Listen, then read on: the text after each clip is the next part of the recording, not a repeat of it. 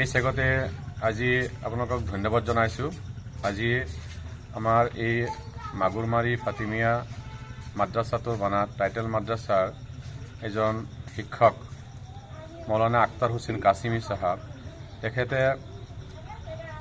তেখেতৰ অফুৰন্ত চেষ্টাৰ বলত তেখেতে এখন কিতাপ লিখিছে, কুৰআন ও হাদিছৰ ৰশ্নীতে ৰমজানুল মুবাৰক।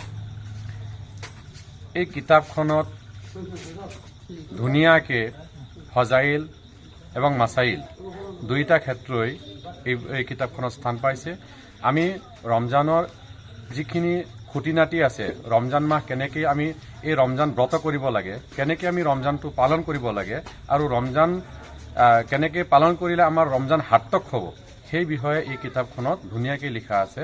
গতিকে আমি যদি পাঠক সমাজে, পঢ়ুৱৈ সমাজে যদি আমি এই কিতাপখন পঢ়োঁ, তেতিয়াহ'লে মই ভাবোঁ অন্ততপক্ষে আমাৰ এই ৰোজাটো সাৰ্থক হ'ব।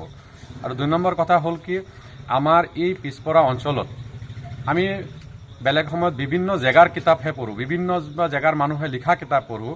আজি আমি অতিকৈ আনন্দিত আৰু আমাৰ গৌৰৱবোধ হৈছে, বহুতখিনি আমাৰ বহুত আনন্দ লাগিছে যে আমাৰ অঞ্চলৰ পৰা এজন প্ৰতিভাৱান লিখকে মৌলানা আখতাৰ হুছেইন সাহেবক মই বহুত বহুত ধন্যবাদ দিম আৰু আশীৰ্বাদ কৰিম তেখেতে যাতে আৰু কিতাপ লিখে।